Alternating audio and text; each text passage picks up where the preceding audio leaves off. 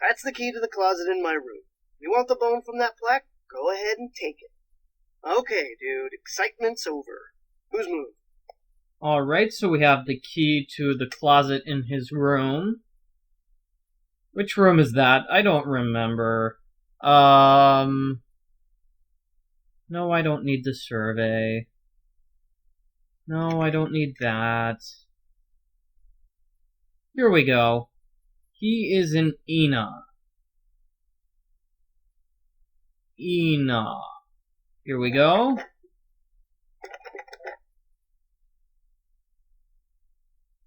Look at all these bones. Lou's been a busy. Here's the one I'm looking for, the Rex bone that's missing from that plaque. Alright. And I'm pretty sure that we don't have to cook anymore. Let's go downstairs and confirm this. Right? No more cooking, please? What you need? I couldn't help but overhear the argument you and Miss Comillo had. She messed up my rifle so I couldn't shoot that wolf, so I tossed her out. Told her to take her little crusade somewhere else. Have you told Chantal that you threw her out? No, not yet. She's not going to be happy. By golly, that woman was a menace. Anybody who deliberately sabotages a man's rifle is capable of anything. But at least now I know why I missed that wolf. Like I told her as I was giving her the bum's rush. Next time, I won't miss. I'll let you get back to work. If you need anything, just holler. Alright, let's see if Yanni has anything to say. How can I help you? Thanks for taking the time to talk to me. Kavichinaya. Nope, he doesn't have anything to say. Let's call Guadalupe. What was her phone number? Here it is.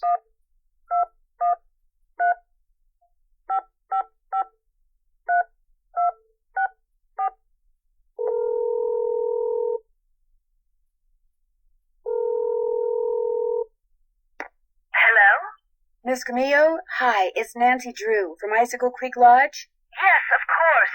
Is the wolf all right? Well, Ollie hasn't succeeded in shooting or trapping it yet, if that's what you mean. If only I was there to protect it. Our organization is trying desperately to arrange to have the wolf captured and transported to a sanctuary. But so far, all the ones we've contacted are full. And unless and until we find a place for it, our hands are tied. Tell me more about the contact you've had with the wolf. When I was trapped out on the lake without a coat, it dragged one to the shore and left it there for me. It may have sensed you were in trouble, or its behavior may have been totally random. But either way, the fact that the wolf didn't simply run away from you is very bad news. It is? Wolves and humans simply do not mix. While wolves may appear to be similar to dogs, behaviors that have been bred out of dogs after thousands of years of domestication are still instinctive to wolves. Training a wolf to behave like a dog may mask those instincts, but it cannot eradicate them. For that reason, no matter how sociable the wolf may appear, instinct can at any moment rear its ugly head with devastating results for any humans involved and for the wolf. Especially for the wolf, who will have simply been doing what comes naturally. So I should avoid all contact with the wolf? Unfortunately, the damage has probably already been done, but you should certainly not initiate contact, and do not ever give in to the temptation to feed the wolf. For one thing, a wolf's jaws are twice as powerful as a German shepherd's, and should your hand happen to get in its way when it tries to feed? I get the picture. For another thing, making the wolf dependent upon you for food would seal its doom. It sounds strange, Nancy, but the very best thing you can do for that wolf is nothing. All right. Are you the one who wrecked all the gear that was in the fishing shack? Yes, that was me. I was afraid that Bill Kessler fellow would encounter the wolf on one of his trips out to the shack, and that it would end badly for the wolf. So I did a number on his equipment. I've done worse while working on behalf of Run and Grow Free. Believe me. When you were here at the lodge, how come you had a magazine that featured Yanni Volkskaya in your room? Very observant. I read the article thinking he might make a good spokesperson for Run and Grow Free. But then I actually talked to him. At which point I realized that not only is he a raving egomaniac, but he's appallingly superstitious when it comes to wolves. I put an abrupt end to that conversation. I was afraid he might try to tell me that wolves had eaten his grandmother or something. Actually, never mind. This is going to be a long phone conversation, I can tell. So, are you kind of an expert on wolves? Oh, good heavens, no. Although I probably know more about them than most people do, which unfortunately isn't saying much. Things like what? They have four I know the wolf legs that and a lives by itself, tail. like the one up there at the lodge, a lone wolf, if you will. A wolf like that is called a disperser. And I know that 95% of the wolf's natural habitat down here in the lower 48 states has disappeared. And I know some people, a lot of people, couldn't care less. But it seems to me that wolves have just as much right to go about their business in this country as we humans do. After all, they were here first. Why can't the group you belong to just capture the wolf, take it out to the middle of nowhere, and let it go? Because unfortunately, there's really no such place as nowhere anymore. We humans are, or can be, everywhere. Plus, wolves can travel great distances. Contact with humans would be inevitable. And since this wolf has obviously lost its fear of humans, it would be an easy target for anyone prone to shoot first and ask questions later. No, a sanctuary is the only place where it would be truly safe. What's a sanctuary? It's a facility where wolves can live out their lives in as natural a setting as possible in the company of other wolves. You mean like a zoo? No, sanctuaries are usually not open to the general public, and while educating visitors about wolves is certainly one of their goals, their primary concern is preserving the animals they take in. Unfortunately, the more humans encroach on wolves' natural habitat, the more crowded the sanctuaries become. Aren't there any government agencies that can take care of the wolf? For the most part, and especially up there, wolves are considered to be pests.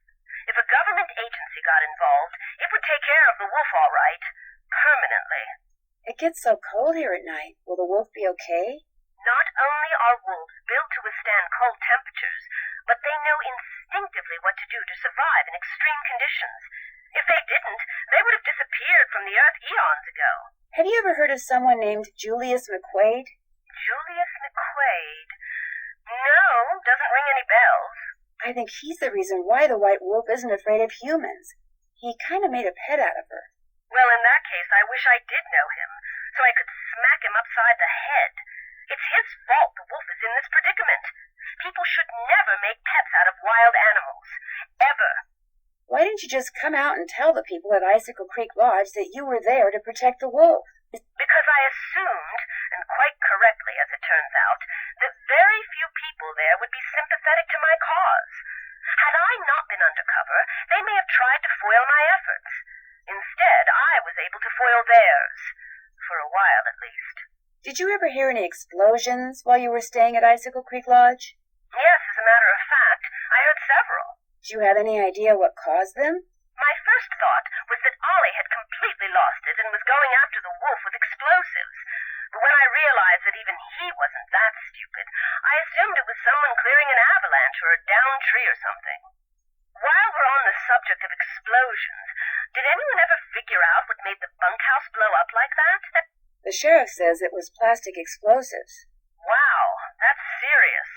No offense, but it sounds to me like instead of hiring a new maid, the owner of the lodge should have hired herself a detective. Yeah. I need to get back to work. Thanks for calling. Oh, and from now on, call me Lupe. I think you've earned that right. Alright, so that's Lupe, and I think we should call the hospital. They will be able to tell us about Julius McQuaid. You know, the old man who was living in the hut in the middle of the woods. Hi, my name's Nancy Drew. I'm trying to locate a man named Julius McQuaid. I think he may have been treated there on Christmas Eve. Oh, yes, Julius McQuaid. I remember him well. Was he a relative, dear? Was? You mean he passed away? Yes, dear. Viral pneumonia. As I recall, we admitted him and he was gone less than 24 hours hours later. Well, I wasn't a relative, and I didn't really know him. We had kind of a mutual friend. From his appearance, it looked as if he'd spent the last several years holed up somewhere in the wilderness. That's why I remember him. I felt sorry for him, living all alone like that. Actually, he was alone. He was with our mutual friend. Wasn't it? Well, that's good to hear. Do you still have his personal effects? When he came in, all he had were the clothes on his back, no wallet, nothing. We turned his clothes over to the authorities along with his remains. But last I heard, they weren't able to locate any relatives either. I'm sure by now he's been crushed. Well, thank you for the information. Sorry the news couldn't have been better. Goodbye, dear. Having some problems with the sounds in this game.